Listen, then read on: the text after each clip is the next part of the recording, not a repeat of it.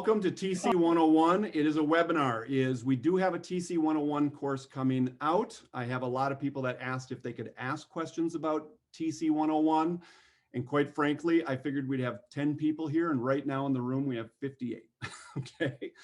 So what I wanted to do, because the TC101 course won't be out till March 1st, I wanted to be able to at least strip down some of the basic information in there and just make that available to people. So what we're going to do is, my outline is basically, I'll just tell you what we're going to cover here. And there's no way I'm going to be able to cover everything here that I can cover in the course. Okay. But my goal is I'm going to cover as much as I can in about the next 45 minutes. That's my goal. 45 minutes. After 45 minutes, anybody who needs to leave, go ahead, leave. If anybody wants to stay, I will stay for another half an hour after that, and we'll do any question and answer. If that means just 3 people want to stay and just do question and answer, I'm all good with that as well. If all 50 want to stay, I'm all good with that too. But here's what we're going to go through. I want to talk to you first and foremost. I want you to have a huge understanding of why what you do is important. That's the first thing we're going to talk about. And the more you get to know me, the more you're going to realize how that is more important than anything else I'm going to talk about today. Okay? That's my personal opinion, because it's just who I am as a human being. We're going to talk about what you do matters and why it matters. And I'm going to give you an actual equation that's going to allow you to know that what I'm talking about is crazy true. The second thing, if you're writing an outline, is going to be how to learn the business. What I'm going to go through in that is how you would learn, technically speaking, how you would learn the business, and that will work for either a W-2 or an independent transaction coordinator. So we will talk about how to learn the business and who I would go to learn, and what resources I would use for you to learn very technically about becoming a transaction coordinator and what that involves. I'm not going to dive into the independent side, where we're also talking about being a business owner and making sure that you talk to your tax accountant and your attorneys and all those other types of things that we talk about on the independent side. What we're going to talk about is what applies to both sides. Okay. The next thing that we're going to quickly dive into is systems and tools. Okay. And I want to make sure that I help you with systems and tools, but the main point in systems and tools is that you walk away understanding that systems and tools are not remotely the same thing. Not remotely the same thing. So we'll talk about that. Okay. What is the difference, and how do you learn each one of them and master each one of them? Then the next thing we're going to talk about is going to be simplifying everything. Okay. The full title for me anyways is breaking everything down into 3s or less. Now, Lindsay, who's on this call, who's worked with me probably more than anybody on this call, Lindsay knows I need to break everything down to a 2nd grade level, and everything has to be a list of 3 or less. Otherwise, it's of no value to me whatsoever. I'm not that smart. I don't want to remember 5, 10, 15 things. 2nd grade level, everything you do, you have to break down to 3 points or less. Otherwise, you're going to lose me. Okay. So if I'm going to build the system and I'm going to teach anything, it's probably going to be 3 points or less on everything that I do. So we'll talk about that. The last thing that we're going to talk about is getting into community. Now, this webinar, I probably made a mistake, because a couple of people asked me to do this. So I thought we'd have 5 or 10 people here, and I posted it last week as an event. And what this proves is this, though. Holy cow, do we have a community, don't we? I thought we were going to have a nice little conversation with 5 to 10 people. This is a crazy community. Now, you all know yourselves well, and you know which one of you is really the craziest, but I know a bunch of you are crazy, okay? I've met a number of you, and I've had individual calls with a number of you, and I had group calls with a number of you, and a few people, Lindsay, I've coached with for quite a while, and let me just tell you, you guys blow my mind. Using Lindsay as an example, is Lindsay blows my mind every time I converse with her. Okay. Now, I want to tell you one reason why Lindsay blows my mind, because if you guys can take anything and apply this, here's what I'm going to recommend. Lindsay, here's one reason why you blow my mind. I'm being hardcore honest with you on this, is we can talk about things. We can teach things. We can give you whatever you need. It still comes to you down to application. Lindsay, goodness gracious, are you an applier? Okay. We talk about something and I might a couple days later get a little Loom video or some type of little video from you, and you're showing me what you physically did with the information that I gave you and what you built out of it. And then I'll talk about you have been, and this is one of those systems and tools that we talk about, is I don't take contracts in from any agent unless they go ahead and fill out my online form. You hadn't been using online forms. I just talked to you about online forms, and you had that implemented almost immediately. And Lindsay, if you don't mind, just because I want to use this one example, guys, application is everything. You can take all the notes today. If you don't apply any of this, doesn't mean a hill of beans. Lindsay, when you started doing, because what I hear a lot of times is my agents won't fill out the online forms. How many agents did you have, and what was it like trying to change your systems and applying something? Was it a hard transition for you, or how did it work for you? We've got about 50 agents. Okay. And I'm pretty black and white. So when you gave me that suggestion, I was like, oh, okay, done. And then I implemented it, which took a long time. Like I had to figure out what I wanted to say. Yep. And it was actually something that I had thought about for years, just as, convenient for the agent to fill out something on their phone versus my PDF version that I was having them do. Yeah. And I never did anything with it because I didn't realize how much it would affect me and my side of the business. I thought that would be more of a perk for the agent, which it is. Yeah. So value add for the agent. But how many months have you had that form now? How many months have you been doing it? Since November. And how many contracts, generally speaking, have you taken in with the form? I think 300 or just over. Okay. So it worked. Yeah. Yes. So I just told them, when I did it, you would have told me, and you did, to call everybody and have that conversation. And I don't do that. Yeah, I'm not that person. I don't like talking to people on the phone. This is hard for me. Yeah. So I just wrote up an email, and I tried to do it as this wasn't a change that I'm putting on you. It was like, oh my God, we're releasing this brand new thing. You can do it from your phone now while you're out at showings on the car ride. You do not need to go into the office anymore. We're going to process stuff faster. I listed you some showed stuff them the benefit to them. Yes. Okay. I didn't say anything about it going into our system automatically or that it would be nicer for us. And the big thing that you taught me was that it's okay if they still email in the contract or tell us where the contract is. Yeah.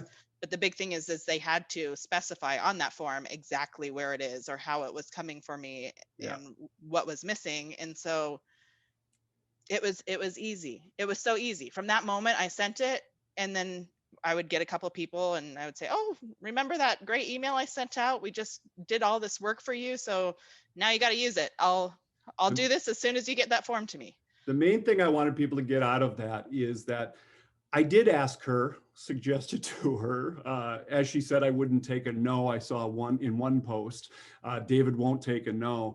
I made some suggestions to you, pretty heavy suggestions, and they were outside of your comfort zone. And what you did is you actually moved forward on them anyways. You applied them, and now the benefits have just been huge to you. And so I want to give you kudos to that and let everybody know it is not the information that's powerful, it's the application of the information. Okay. Mm-hmm. So let's start with this first section. What you do matters. I'm going to ask everybody to pull out your phone if that's where your calculator is, but everybody get a calculator. Okay. This is going to be important. I'm going to have you run 3 quick equations.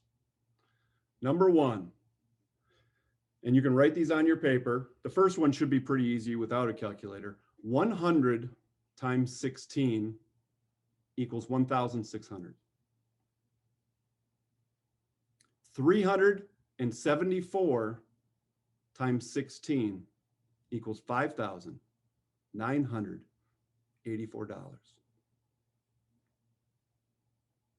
2,500 equals 40,000. Lindsay, I'll try not to do this throughout the entire conversation. Can you tell me, because I don't know off the top of my head, how many transactions do you think you'll close this year? You We and your did team. over 1,000 last year, so let's just say 1,200. Okay. Lindsay, can you tell me 1,200 times 16? What's your number? 1,200 times 16 equals 19,200. 19,200. Okay. Woo. 19,200. Yeah. Okay. Yes. Okay. Big impact. Here's the first concept I want you to know. I don't care if you know how to do transactions. I don't care if you know systems. I don't care if you know what a contract is. I don't care about anything. What I care about is the lives that you are going to touch. Understand that what you do, you have freakish levels of impact on real lives. I don't take this lightly. This is not a joke to me. What is the number 16? And anybody who knows me and knows I've run these numbers and know I've been running these numbers for years knows how much I'm genuinely underestimating the number 16. Your average transaction will impact a minimum of 16 lives. A minimum, that's one transaction, a minimum of 16 lives. If you think about it, it's going to affect your life. If you don't do any closings, you're not paying your bills, okay? Number two, it's going to affect your agent's life. It's going to affect your agents, customers. Now, the average person would say it's a husband and wife plus 2.5 kids. So even if that's all that this affected, that would affect you, your agent. I'm not even including their family in this, by the way. Their client, which is basically 4.5 people. And I haven't even taken the other side of the transaction into consideration. Now, isn't there a lender on this?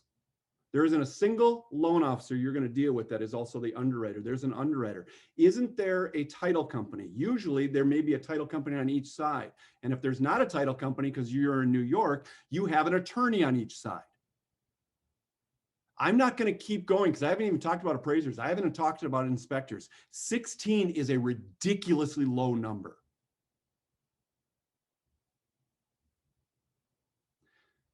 So I saw someone, whatever it was, 2 weeks ago, 3 weeks ago, they posted their end of the year numbers and had mentioned that I think it was they closed 374 transactions. And they didn't say this specifically, but a lot of people do this at the end of the year numbers for transaction coordinators or real estate agents or real estate teams. You will see this in January every single year like clockwork. They will post, we're so proud because we affected 374 families this year. We affected 374 lives this year. You are so far off base, it's not even funny. 374 times 16, and 16 is a ridiculously low number. I am underestimating that. That's 5,984 lives.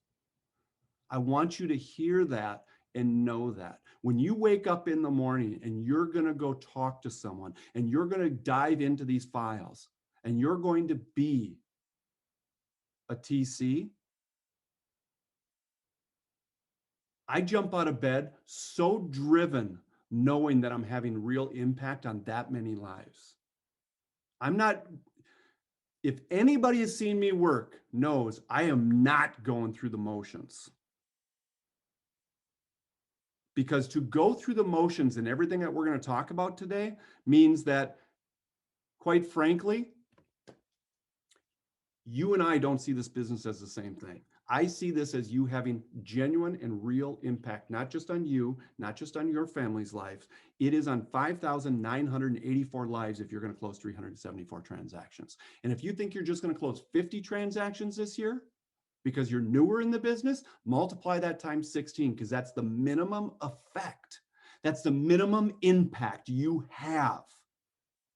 So when we talk about everything that we're about to talk about, I want you to start with that in mind. That's literally how important I see this. Over the top.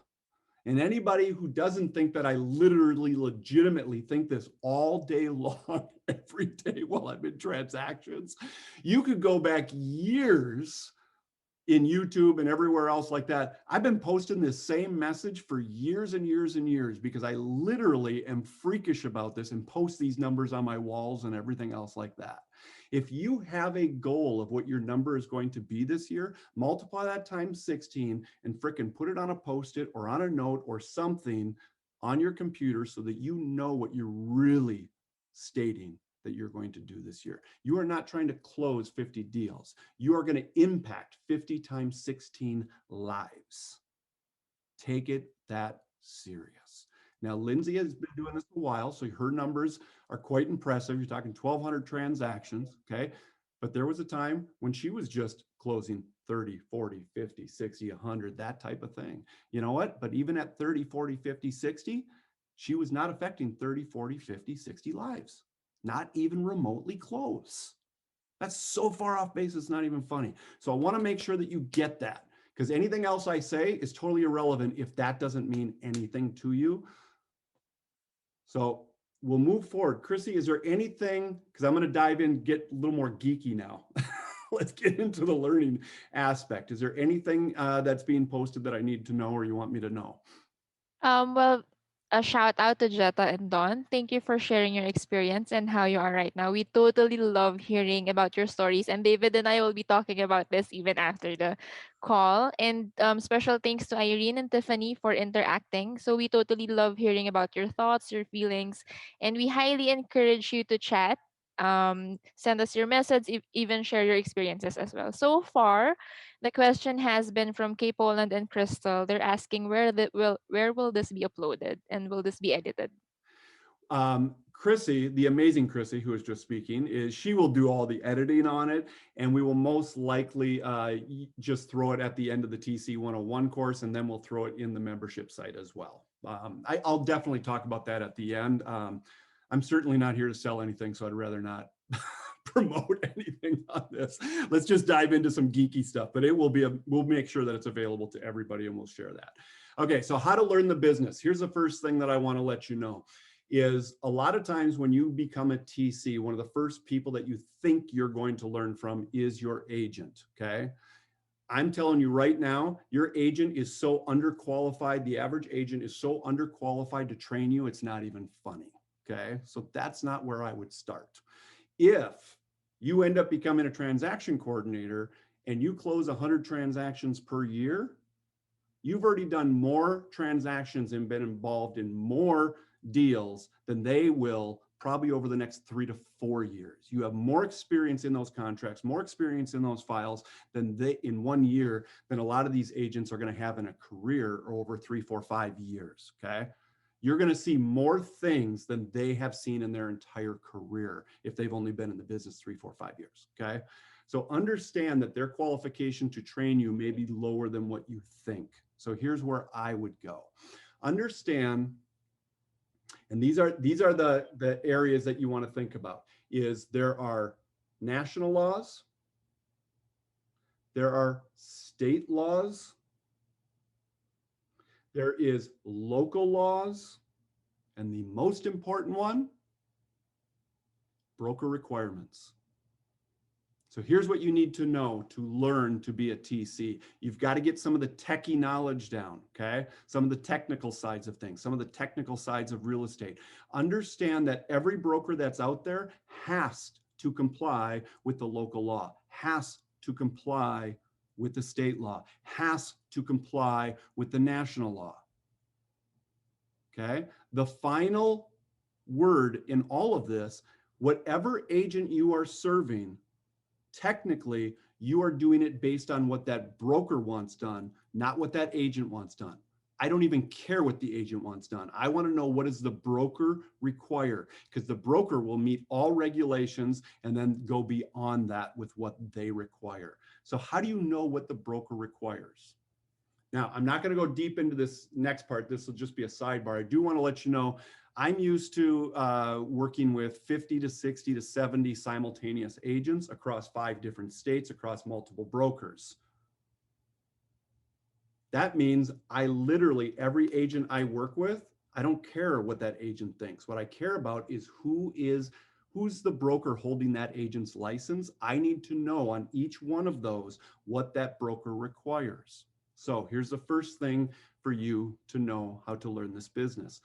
Any agent you're going to serve, figure out who their compliance manager is. Now, some of them, it's a small group, so the broker is actually reviewing each file. That's not real common these days.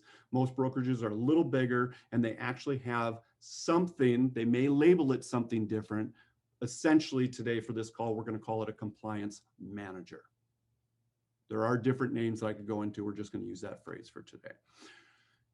First place I would go, understand this, is that you want to go to the compliance manager and know this, a compliance manager in one form or another has a compliance checklist.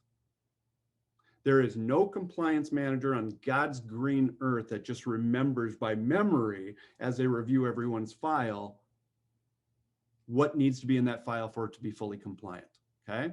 Now, that compliance checklist will exist usually in one or two forms. A lot of brokers that I've worked with, they actually have it on a one single sheet of paper and they can send it to you via email, PDF file, anything else like that. Other ones, it's becoming more popular now. It's actually online. If you're with Keller Williams, it's probably in their command. If it's another one, they may use SkySlope, it's in SkySlope. Okay, I'm not going to go into all the different systems, but it's either going to be basically a hard copy of it, which is on some type of PDF or paper, or it's going to be digital. There's two things that you want with that compliance manager, and I can't stress these next two things enough because one of them's always missed. You want the compliance list. Number two, I am less worried about your relationship with the agent. I'm more concerned about your ability to develop a deep and impactful relationship with the compliance manager. That's who needs to be your best friend. So when I take on a new agent, I'm in Minnesota, I take on a new agent from New York, I literally don't care what that agent tells me. I'm going to ask one question is, okay, can I get the name and phone number of your compliance manager? I just want to meet them, say hi to them, everything else like that. I'm saying that's all I want to do. I got a lot I want to do with the compliance manager, okay? So I'm going to call that compliance manager. I'm going to let him know, hey, I'm about to go ahead and start processing all the transactions for Sean over here or Joe over here. Usually the first thing I'll hear is, seriously, they're hiring someone to do his files? Oh my gosh, thank you. Oh gosh, it's so great. He's a mess. I love him, but his files are ridiculous, okay? They love it that Joe is getting help, okay? So what I'll do is I'll let them know, here's the situation. I'm not worried about what Joe tells me you want. I want to know directly from you, what would the perfect file look like? Can I get a copy of your compliance list? Okay, now, this is me. I'm not saying you guys have to do this, but this is important to me. This is part of what can separate you in this business. I will then ask them this. If I can get a copy of your compliance list so I know what's required, okay? Literally, I don't care what the agent tells me. I only want to know what you are telling me, okay? And if you tell me what's needed, I will make sure that you get it. And then here's what I'd like to do. After I submit my third file with you, with Joe, would you mind if I followed up and set up a 15-minute interview with you? What I would like to know is this. I want you to tell me everything that I could do to make sure that I was sending you a better file next time than I sent you on the previous 3 files. And nothing will bother me more than you just telling me that you love my files. That doesn't help me. Okay? Tell me what you didn't like. Tell me what it would take to send you a better file. So the first geeky way for you to learn the technical side of this, understand you don't get it from your agents, understand the agent that you're serving, who is their broker, and who's actually reviewing the file. Find out who that compliance manager is, get a copy of their compliance list. Now you know every contract that could possibly be required and develop a strong relationship with that compliance manager. I can't stress the relationship part enough. Second thing is, so the first one, compliance. Second thing to learn this business, and we're just talking about the geeky real estate side. Okay, we'll get into systems and everything. Geeky real estate side, I take that compliance list. It's going to tell me all the different contracts. This next one, not everybody's going to like this. I'm still old school about this, and this is how I feel about it. You're going to take that compliance list. You're going to print out every contract that's on that compliance list, and you're going to get to know the contracts. Now, I may be a little over the top on this. I still think that what I'm about to say is correct, but I am admitting that I'm a bit of an extremist on this one. Okay, and that is this. I want you to have all of the contracts almost memorized. Okay, what do I mean by that?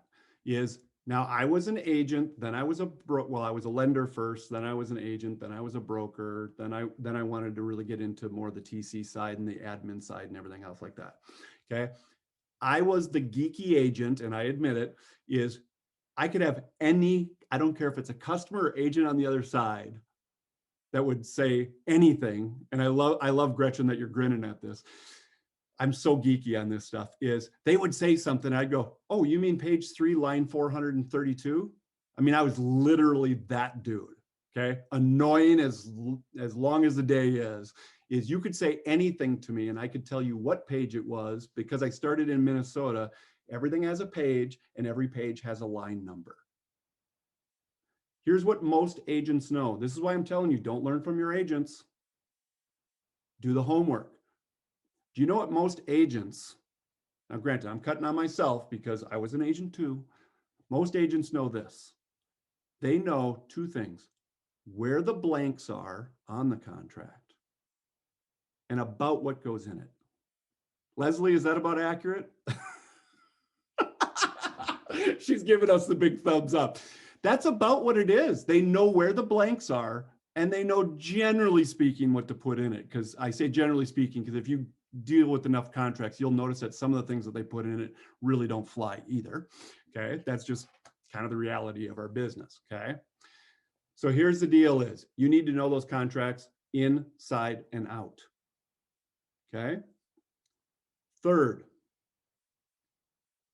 transaction timeline. So I talked about compliance.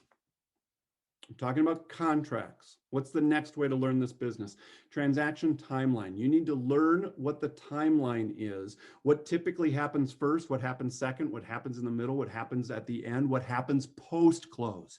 If I hear one more person say, I work contract to close, I'm going to scream at the top of my, just drives me nuts. You do not work contract to close. I don't know any TC that works contract to close.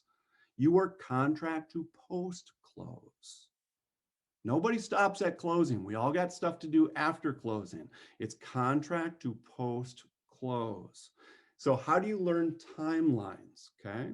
So here's what I've got for you is Chrissy, I've given her a little thing that she can cut, copy, and paste a few times and throw in the comments. Is I do have free tools out there. You guys can grab these, cut, copy, and paste them, whatever it is. You can steal everything that I've got. I could care less. Steal it, relabel it with your own logo on it. I just don't care. So here's the deal, what I've got for you here. You're going to notice on this spreadsheet, there's a bunch of tabs across the bottom here. Okay. What I want you to notice on these first couple ones, if you scroll down to the bottom, you're going to see a resource that says task list examples and timeline examples. I see a bunch of you jumping in right now. Okay. If you do those, it's going to open up to these folders.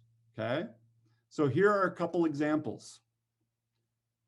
That is what a transaction timeline looks like. That's enough to make a lot of people's brain explode.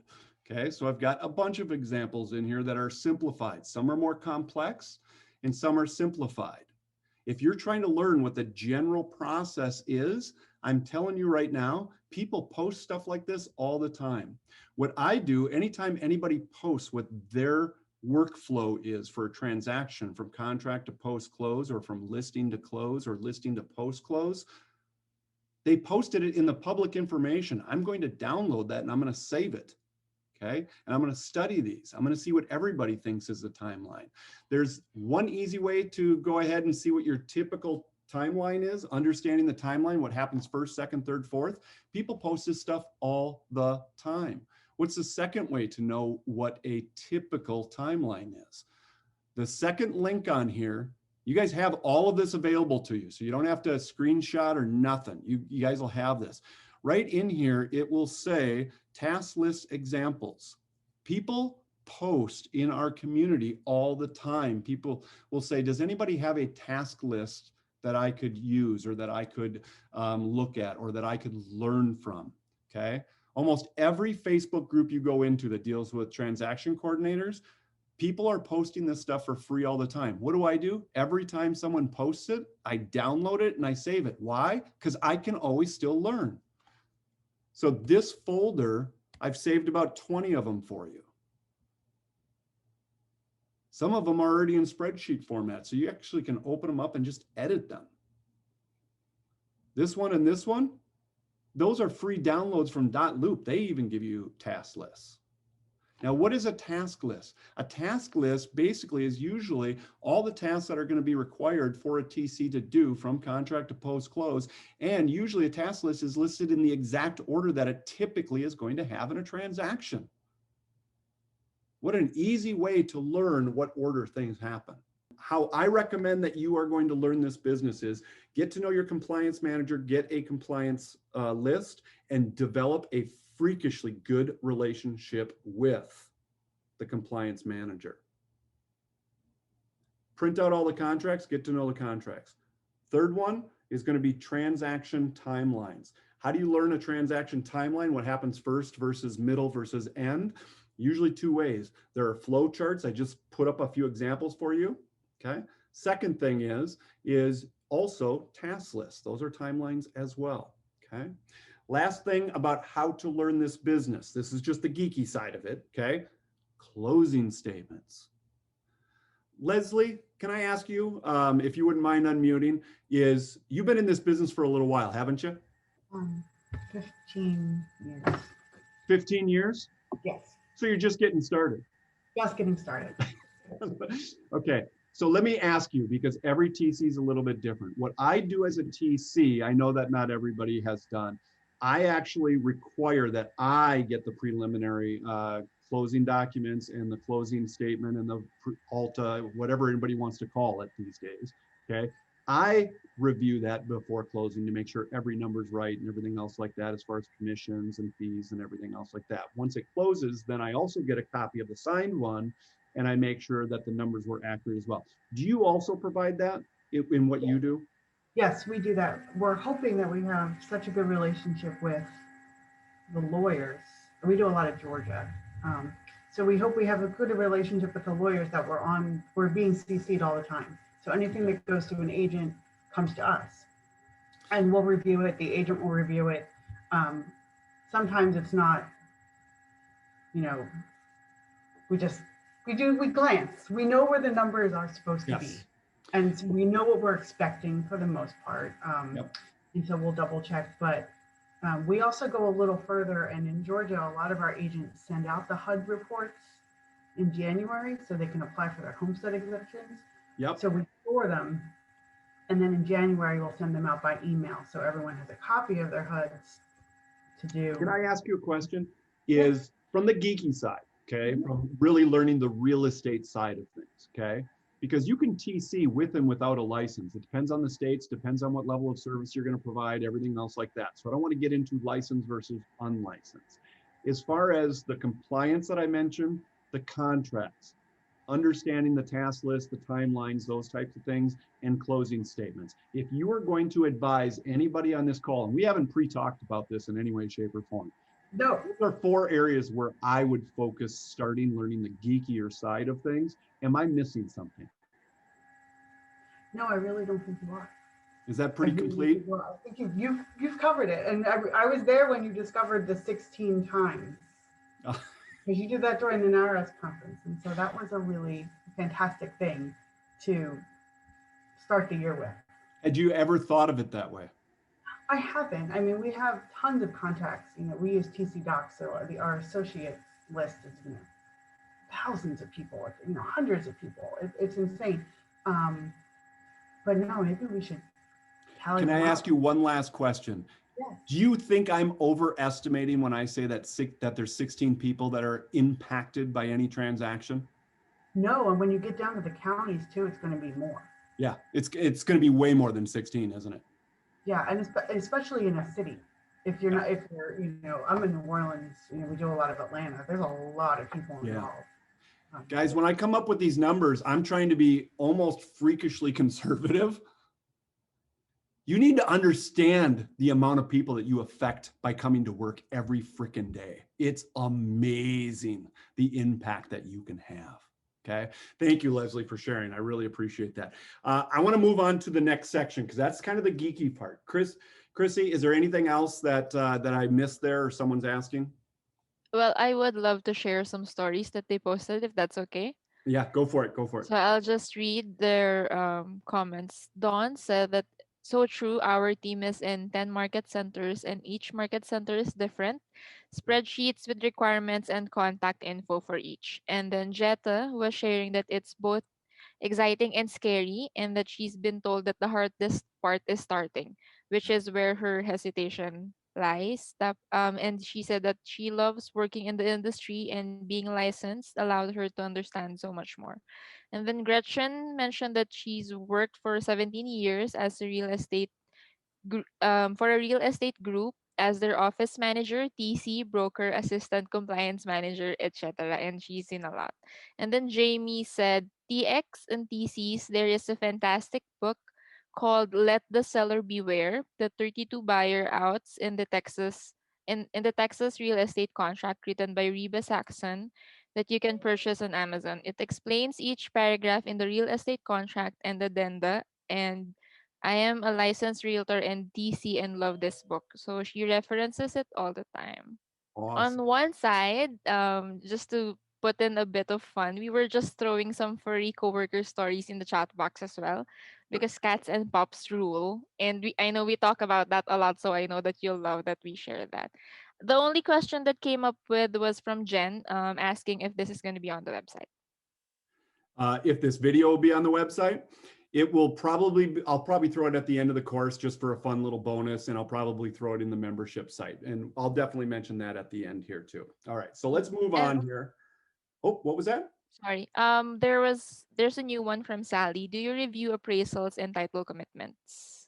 Okay, that's a beautiful question is reviewing appraisals. Okay, we're going to go way deeper than what I want to go on this short call here, but there is no TC that actually technically reviews an appraisal. It doesn't work that way. Okay, an appraisal will come in, and again, I'm looking at like Lindsay and Leslie and all these other people that have been doing this for a while. We all know this is we love our loan officers. We know that they are completely powerless. There's a person that you're going to need to learn and know called the underwriter at the mortgage company. They're going to look at the appraisals. They're going to make sure that they're happy with the comps. They're going to make sure, I mean, there's a lot of, I can go way, way deeper into this. You don't technically review the actual appraisal. There may be some things I do look at if I'm even allowed to look at it. As a TC, you may not even get a copy of the appraisal. Okay, so we won't go quite in that depth on this particular short call, but I hope that helps a little bit. Systems and tools, they are not the same thing. Measure everything against the 5x5. I make these graphics available all the time. Anybody who wants them, where is it? Hopefully I'm sharing my screen. Okay, so if anybody hasn't seen this, I will preach this till the day I die, and I don't care what industry I'm in. If you're going to go ahead, and especially if you're an independent TC, you're going to have to build your own systems. If you build your systems, by the way, these graphics are free and they're editable in Canva. We've got links for them. And I think those links are actually in that spreadsheet that I shared earlier as well. Any systems that you're going to build, make sure that they are number one. Oops, I think someone's microphone is on. There we go. Scalable, duplicatable, freakishly predictable, efficient, and effective. Make sure that your system, I can't stress this enough, and obviously I'm not going to be able to go in depth as much as I would like to on this call on this, but every aspect of your system must create for you and everybody you interact with, it must create peace, contentment, joy, and be fully informed by gratitude and compassion. If you don't know what I mean by that, the next graphics, these are all free graphics that you guys can take, and you actually can open them up in Canva and throw your logo on them, change the colors, whatever it is. They're all there for you, okay? So let's talk about systems and tools. When you talk about systems, and I'll be curious, Leslie and Lindsay, just because those are the two people I know on the call that have been doing this for a while, okay? Everything has to be third grade level to me, okay? There is no negotiating for me on it. So if I look at a contract, all the way from contract to post-close, this is the way I break down my systems. And I have to have a system for every single one of these little boxes. If you make it any more complex than this, I'm just not on board with you. Okay, just doesn't mean that you're wrong. It just means that doesn't work for me. Okay, I look at everything, start out by only looking at the left-hand side here. When I get a new file, I'm thinking about opening that file, submitting the file, doing escrow. Everybody's got their own phrase for it. Okay, there are only 3 parts of any transaction. There's the opening process, there's the closing process, and then there's everything in between, okay? Now, anybody who's been doing this business for a while, that could be a lot of things, but let me tell you the way that I look at it. When I open it, get rid of everything else in your head right now.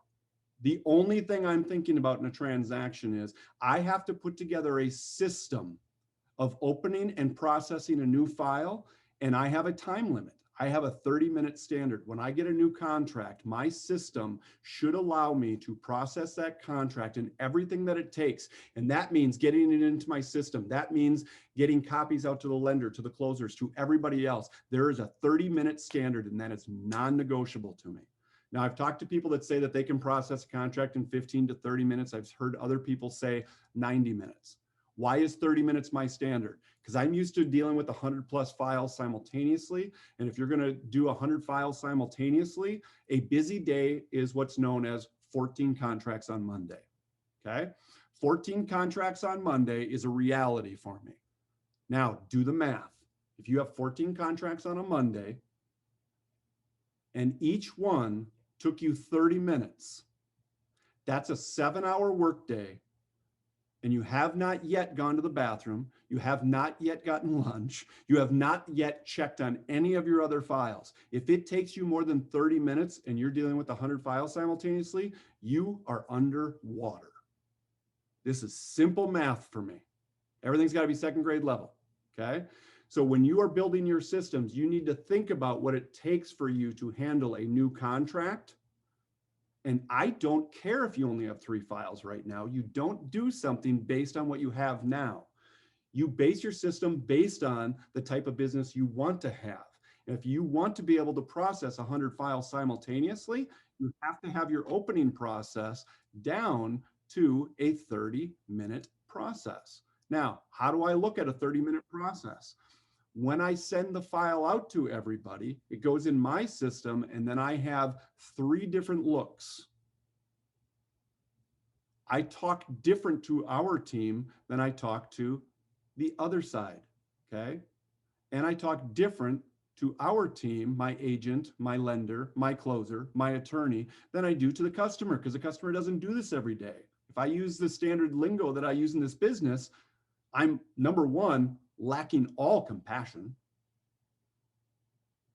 Okay, so when I submit a file, when it goes out for the final that everybody gets copies of it, I send it out 3 times, and this takes me all of about 30 seconds each time because they're already pre-templated emails. Okay, our team, their team, our customer. Now I'm going to move to the closing. Closing, I break up closings this way. There's before the closing, there's after the closing. I think Lindsay and Leslie could tell you before the closing, that could range from 5 to maybe 10 days prior to closing, because we're arranging a couple things. We're arranging sometimes final walkthroughs. We're scheduling the actual closing. We're reviewing the preliminary Alta, HUT, whatever anybody wants to call it these days.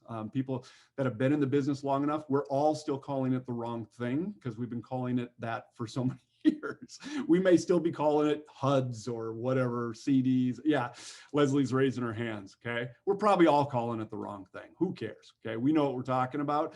There is a lot to do the few days or the week before closing. Then it closes. You're not done. Then it's what happens after closing. What happens after closing it's a 15-minute standard for me. To close out a file takes 15 minutes. I'm going to save copies of the closing docs from closing, and I'm going to put them in compliance. I'm going to make sure that the signs get ordered down. I'm going to make sure that the MLS gets changed. I'm going to make sure there's so many little things to do. Okay. That's literally how simple I make this. If you make it any harder than that, I'm just not on the same page. It's okay, but that's just not the way I do business. So let's break down each. When you open up a file, here's the 3 people that you want to really get your final copies out to. Okay. Now, what's this in between thing I mentioned? Everything else.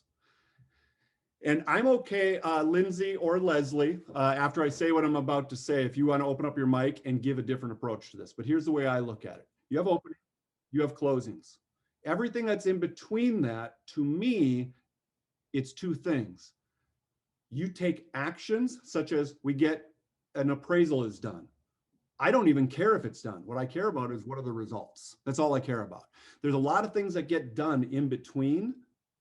You need to make sure that anything that needed to be asked to get done gets done. But what you're really looking for is what are the results. And that's the way I look at everything that's in between. That could be inspections. That could be trying to get a clear to close. That could be appraisals. That could be, there's so many things that could happen in between.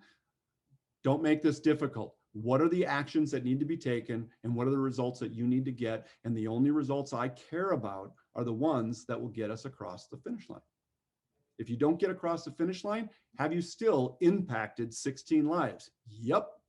Is it the impact that you were looking for? Okay, probably not. Okay, that's the way. Now, Lindsay or Leslie, if you have a different way of thinking about it, but would you say, either one or both of you, if you took an entire task list, does it make sense to break it between opening, closing, and then in between is kind of what those actions and results are? Or is there a different way of thinking it from either one of your points of view? And we haven't talked about this, so I don't know. That's how we do it. Okay, it's that simple. The submission, very simple. Submission time, then everything else. Am I unrealistic in thinking the 30 minutes and 15 minutes, or is that ballpark what you would like to do as well? No, we do 30. Okay. Closing probably takes a little bit longer because we do things like graphics for our company. You know, we've Right. sold this, our agent sold this property. We do graphics for the agent, so it takes a little bit longer. So you've got some marketing involved in the closing as well.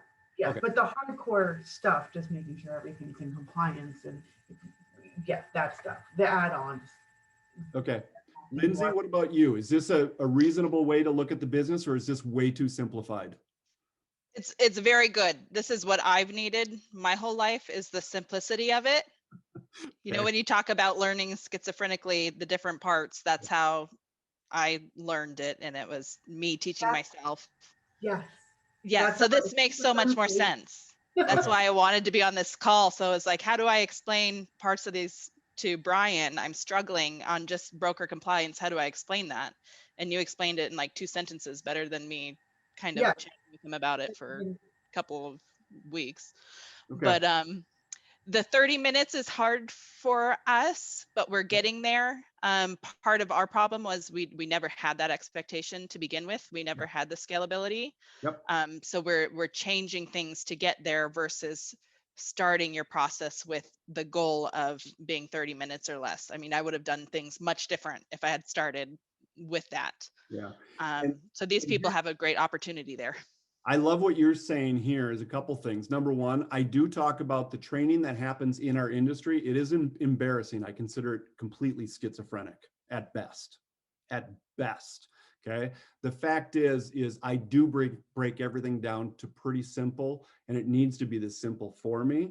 And I love, Lindsay, that you said, you know, because you've been doing this for a few years and you've got quite a large business. The fact is, and I can say this about your business right now, is when we first met, you have a harder job, in my opinion. I mean, someone could argue with me. I think you have a harder job right now getting to what we're talking about because you've already got this huge database and you're trying to work backwards to make everything this simple. The people that start, if they started with this thought process, how much easier would their business be a couple years down the road? I mean, day and night, day and night. So I know that Lindsay and Leslie, I didn't even know you guys were going to be on this call, and I didn't tell you that I was going to be calling on you about every 5 minutes, so I apologize, but thank you.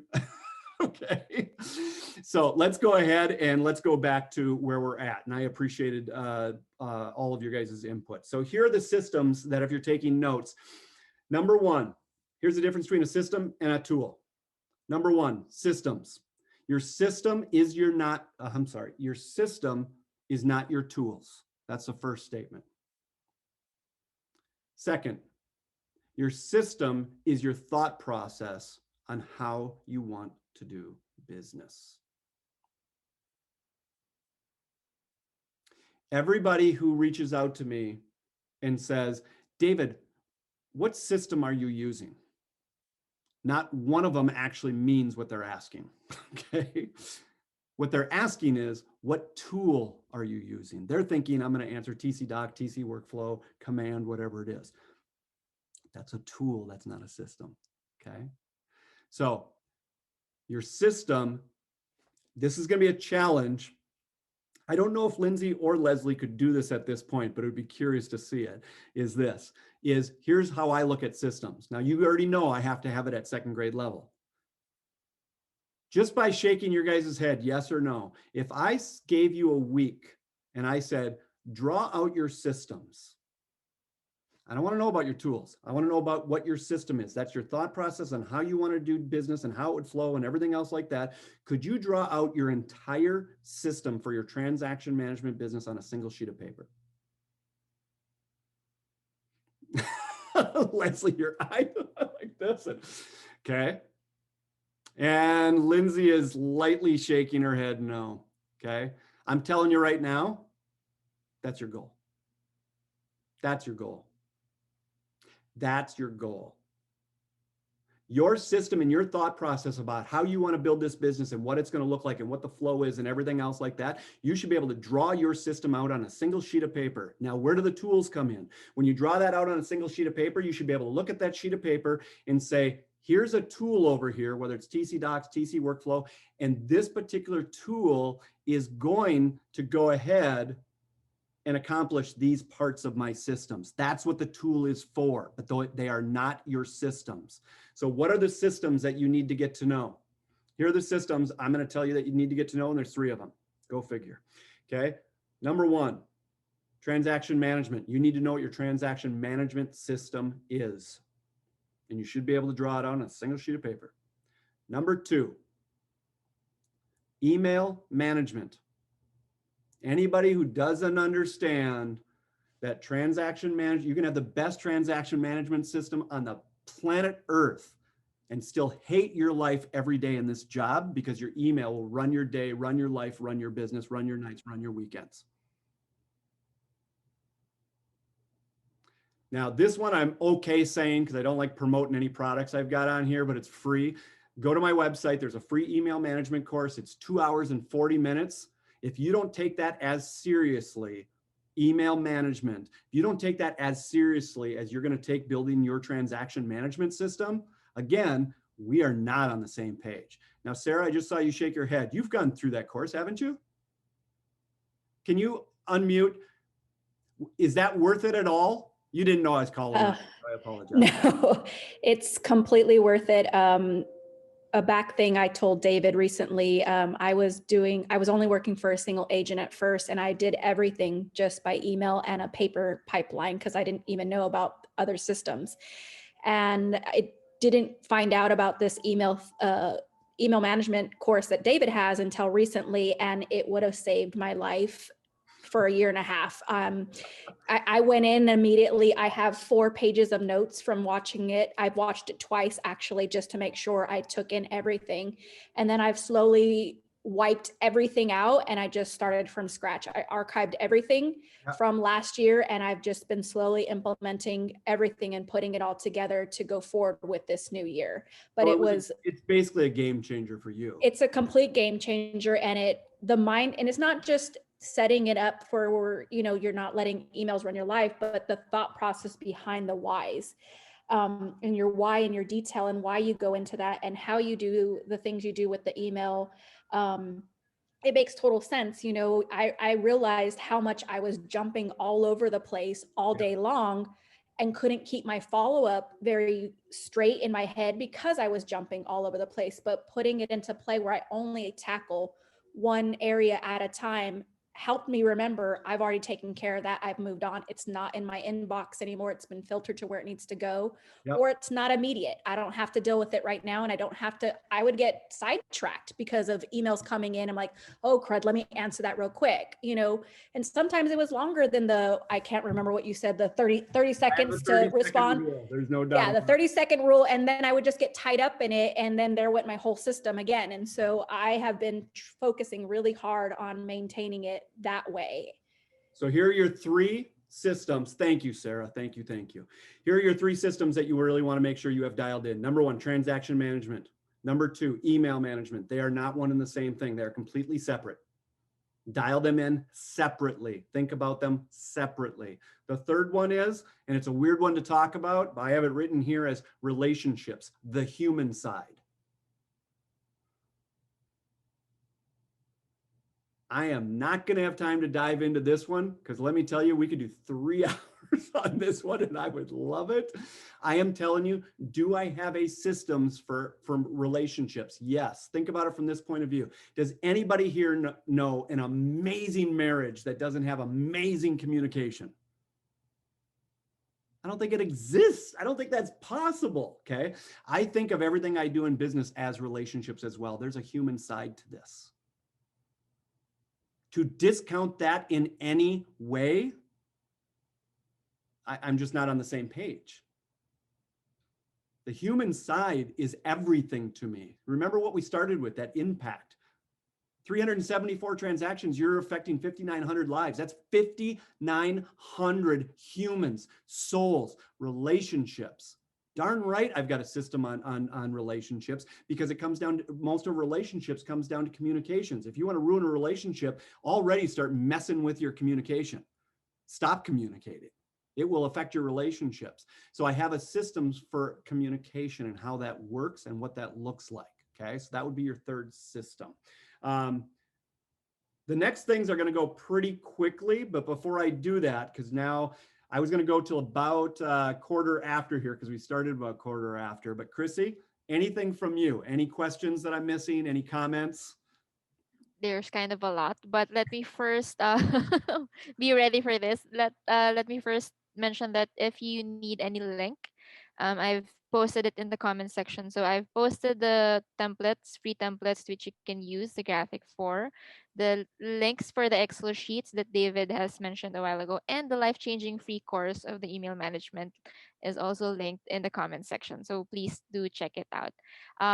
Let's give a few moments to, I totally agree with Dawn and Leslie. They said that Canva is amazing, and Dawn mentioned that she does all of the marketing and TC work for her entire team, and Canva Pro is really, really great at doing that. So Leslie seconds that and says that they've had it for years and nothing can beat it.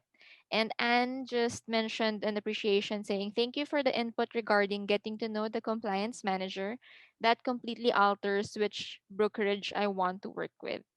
Now let's go to the questions. First question is from Jen asking, what is the typical amount of time from starting a file to post close? So I don't think that there is a typical amount of time, but here's how you want to look at that. There is no typical time on a transaction from contract to post close. There are parts of each one of those that you can put time limits on. So here's what I would say. Opening, set a target date or target time of 30 minutes. Closing, set a target time of 30 minutes. Now, some transactions, you're going to have one TC is dealing with, they're in a market where the typical home is closing in 30 to 45 days. 4 to 6 weeks. I'm going to go in another market and they're closer to 8 weeks. I'm going to go to another market and man, they're right now, some of them are even closing in 3 to 4 weeks. Okay. Now here's another thing. Is there any new construction? If it's new construction, that could be 3 months, 6 months, or 9 months. Okay. So when I'm using very, very general numbers, I talk about 3 numbers, generally speaking, 30 minutes upfront, 15 minutes of work on the back end. And my typical transaction, I say I'm going to be working for 4 to 6 weeks. Those are general numbers. And I see Leslie kind of shaking her head. Yes, I think those general numbers would suit most people across the country. Anything else, Chrissy? Can I add Yes, something to here. that, Sorry, David? go. Go ahead, Lindsay. I'm so sorry, but No, I love it. one of the main reason I was driven to you is because with my very organized in my mind, I was working file by file, Yeah. Oh, and gosh, yes. and that you mentioned that no, never do that. So when somebody asks how long does it take you to work on a file, that kind of brings it back to your what inspired me was you work time blocked batch of like-minded items. So like appraisals, you're going to work one day at such and such time or whatever. So talking about the scalability for all these people that are new coming in, don't think about how long it takes you to do one transaction. Think about how long it will take you or how many transactions you can handle in a certain time block for following up on inspections, let's say, or appraisals, or say that better than I did. Yeah, one point that she's bringing up, gosh, Leslie, or Lindsay, I'm sorry, that so great that you just brought that up because I wasn't going to bring that up on this call. Here's the deal is if you work with the average TC and they train you in, you will always be working per file. Okay, that's not scalable. Everything that I do is a 5x5. It's got to be scalable, duplicatable, freakishly predictable, efficient, and effective. It has to create for you and everybody you interact with peace, contentment, joy, and be fully informed. Everything that you design has to be fully informed with gratitude and compassion in mind. Here's the deal is if you work per file and your systems are per file based, think about this from common sense point of view. So Lindsay, I'm so glad you brought this up. If you have 20 files in the pipeline, that is not the same job. And if your system is based on looking at each file individually, that is not the same job as working 100 files simultaneously. If you work per file, it's not scalable because at some point you can't work any more files. Now, most people who work per file, I see them top out between 35 and 45 files. I don't work per file. I batch activities. Here's the deal is if I know in a transaction that there are about 15 things that need to happen. Now I might have 100 tasks, but if there are 15 things that need to have happen, and if those 15 out of 100 things don't happen, we don't close. Not all tasks are created equal. They're just not. One task is I want to get the utility list from the seller over to the buyer so they can hook up their gas and electric and garbage and everything else like that. If I don't get that list to them, can I still close? Sure, I can. If an appraisal happens and I don't get the answer at value with no work order, can I close? No. Right there, there's an example. Tasks are not created equal. There are about 15 tasks on a typical task list where if you don't get exactly what you need, you don't close. The other ones, if you don't get them done, they reduce your level of service. You would like to get them all done. Okay, but here's the thing is, I don't care if you get 98 of them done, but you don't get 2 of the key ones done, you don't close. The impact you're going to have on that family is substantial. It's over the top. All tasks are not created equal, so I don't look per file. I batch the key tasks. So if there are 15 of those, really all I'm managing per week are those main 15 tasks. So if one of them is appraisals, Lindsay just mentioned, I check appraisals every Tuesday and Thursday. There's a lot of reasons behind why those days exist, and I won't take your time here to do that. But here's the thing is, I don't care if I'm dealing with 20 files or 100 files. My system can tell me in 30 seconds or less out of 100 files on Tuesday, how many of those 100 files that I have to check appraisals on that Tuesday morning. Now, do I check all 100? I don't page through 100 files to figure out which I have to check appraisals. My system, if your system isn't set up to tell you in 30 seconds or less, a lot of people have heard this 30-second or less rule from me. Your system needs to be that efficient that it could look through 100 files and tell you out of those 100, which are the 5 that we need to check appraisals. I'm only checking appraisals on those 5. I'm not paging through 100 transactions because that's what happens if you work per file. And if what you have to do on 100 transactions is look through each one to see what's due that day, what's going to happen is you're going to start dropping the ball. You're going to make mistakes and you're going to miss things. And I see Leslie shaking her head. Is that true, Leslie? 100%. But is that common in our industry? Most people do work per file. It's not scalable. And your level of service will drop and you'll drop the ball for people. This isn't about you doing a good job or bad job. This is about you impacting lives. That's how serious I take this. Don't think about this as you doing a good job or bad job. This is way more important than you doing a good job or bad job and getting a good review at work.